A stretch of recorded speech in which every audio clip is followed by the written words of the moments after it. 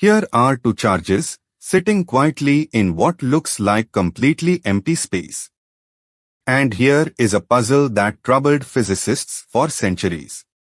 How does one charge reach across that emptiness and push or pull on the other with nothing in between to carry the message? The answer is that the space between them is not empty at all. Every charge reaches out and fills the space around it with something invisible, a field. Watch it flood in. So the second charge never really feels the first one directly. It only ever feels the field right where it sits. This is Chapter 22, Electric Fields. Let's make the invisible visible. To pin the idea down, start with a single source charge. Now bring in a tiny test charge, we'll call it Q0, and set it down at a point P. We keep it tiny on purpose, so it listens to the field without disturbing it. The source pushes on it with a force, F. And here is the definition.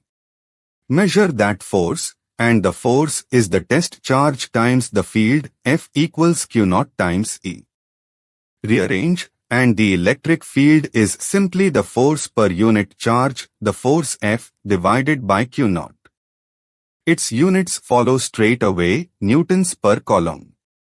And now the subtle part, the thing most people get wrong. The field is not the force.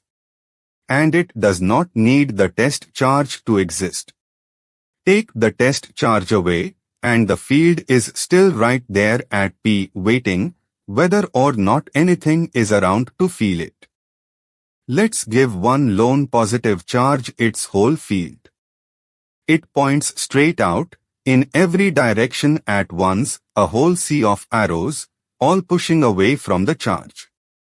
And its strength follows Coulomb's recipe, 1 over 4 pi epsilon naught, times the charge over r squared. Now watch what that r squared really does.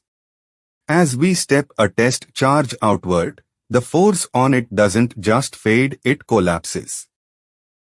Double the distance, and the field drops to a quarter.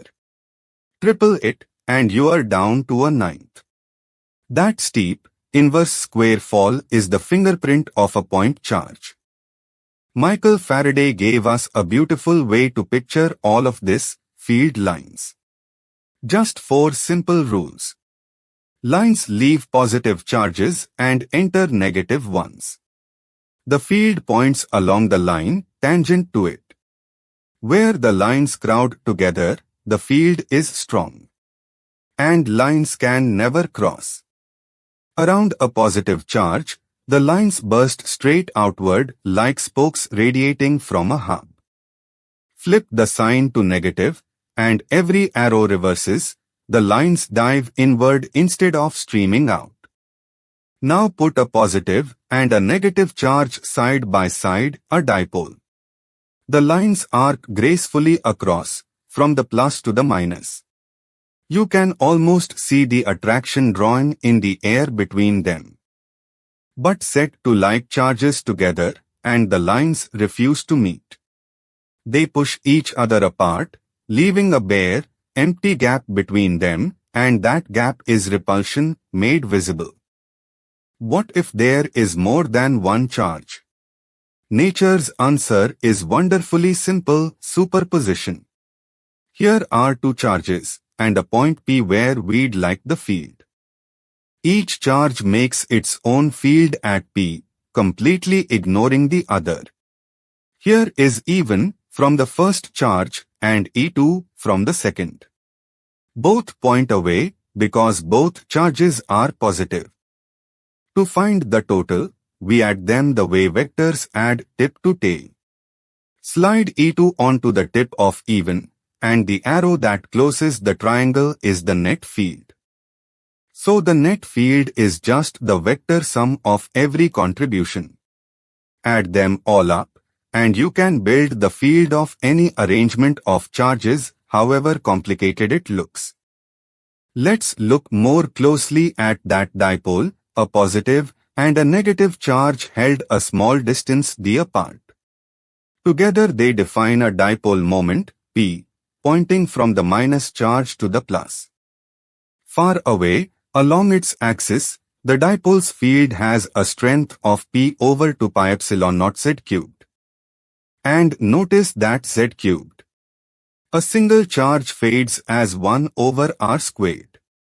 The dipole fades faster, as 1 over z cubed. Here are the two curves side by side, and the gold one drops away first. Why faster? Because from far away the two opposite charges very nearly cancel. All that survives is a faint, inverse cube whisper of their separation. Now the opposite extreme, not a field that fades, but one that's perfectly even. Take two charged plates, one positive on top, one negative below. Between them the field is uniform, every arrow the same length, the same direction, the same even spacing. Its strength is sigma over 2 epsilon naught, and remarkably, it does not depend on where you stand between the plates. Same field, top to bottom. This clean, controllable field is exactly what lives inside a capacitor. So fields are real, now let's put them to work moving things. The rule is short, force equals QE first, an inkjet printer. A droplet of ink is given a charge and fired between the plates. The field grabs it and steers it sideways, bending its path into a clean parabola, and that's how the printer aims it at exactly the right spot on the page. Now a more famous experiment, Millikan's oil drop. A single charged droplet is held in a field. Gravity pulls it down with mg. The electric force pushes it up with QE. Tune the field until the two forces balance perfectly and the drop just hangs there. Then QE equals mg, and you can solve for its charge.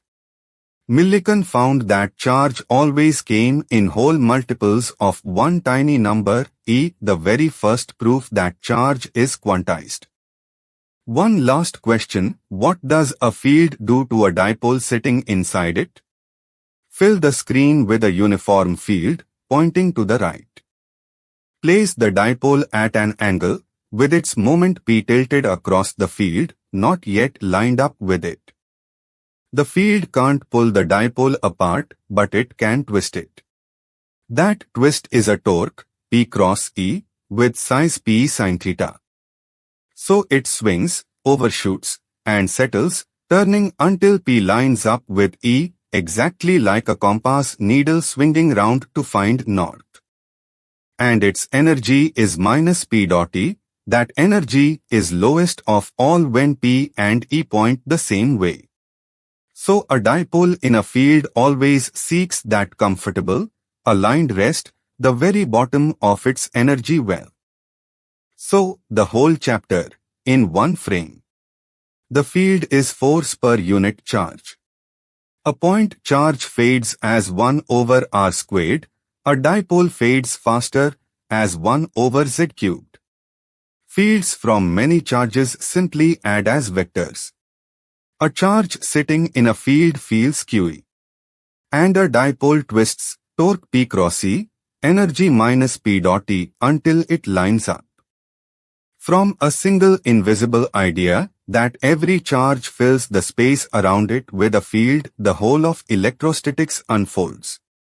Next time, we wrap surfaces around charges and simply count the lines that pierce them. Chapter 23, Gauss Law. If this made fields click, subscribe, and I'll see you there.